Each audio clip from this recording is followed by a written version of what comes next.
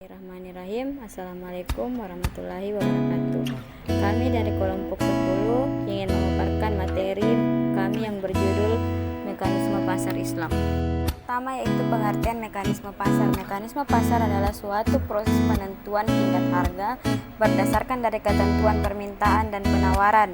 Islam mengajukan agar harga berbagai macam barang dan jasa harus diserahkan pada mekanisme pasar sesuai dengan ketentuan permintaan dan penawaran. Islam juga memandang mekanisme pasar sebagai salah satu instrumen penting dalam mendistribusikan output, income, dan kekayaan tingkat harga dan upah sewa, dan profit ditentukan berdasarkan interaksi ketentuan pemerintah dan penawaran di pasar. Itu adalah fungsi pasar. Fungsi pasar terdiri atas 4, yaitu 1. Menetapkan nilai-nilai harga dalam pasar. 2. Menyimpulkan semua produksi itu melalui faktor biaya. 3.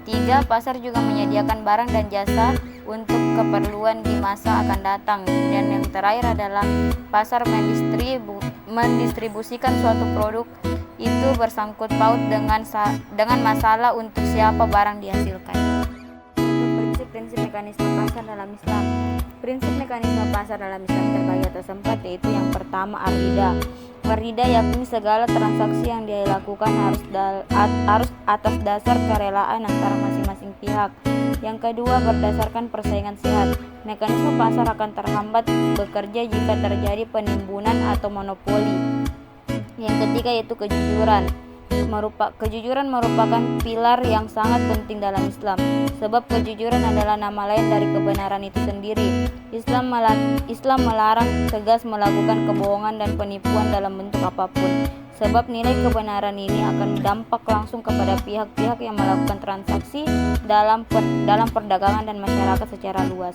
Yang terakhir yaitu keterbukaan serta keadilan pelaksanaan. Prinsip ini adalah transaksi yang dilakukan dituntut untuk berlaku benar dan mengungkapkan kehendak dan keadaan sesungguhnya.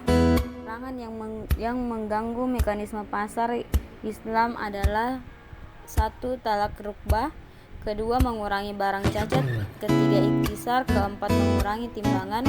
5. Transaksi najasi. Dan yang terakhir adalah gaban fahis atau besar.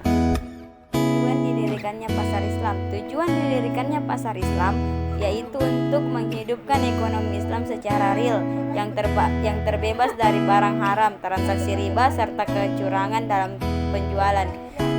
Selanjutnya untuk berdakwah, dan yang terakhir untuk menghidupkan sunnah. Terakhir adalah dalam mekanisme pasar Islam, penentuan harga dibentuk oleh kekuatan permintaan dan penawaran. Pertemuan permintaan dan penawaran tersebut haruslah terjadi secara sukarela. Tidak ada pihak yang merasakan terpaksa dan tersolimi untuk melakukan transaksi pada tingkat harga.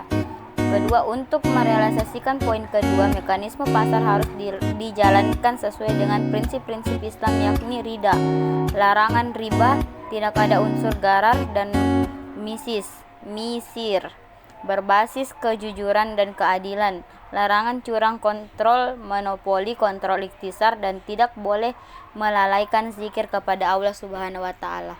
Untuk kami kurang dan lebihnya mohon dimaafkan. Saya akhiri dengan ucapan wassalamualaikum warahmatullahi wabarakatuh.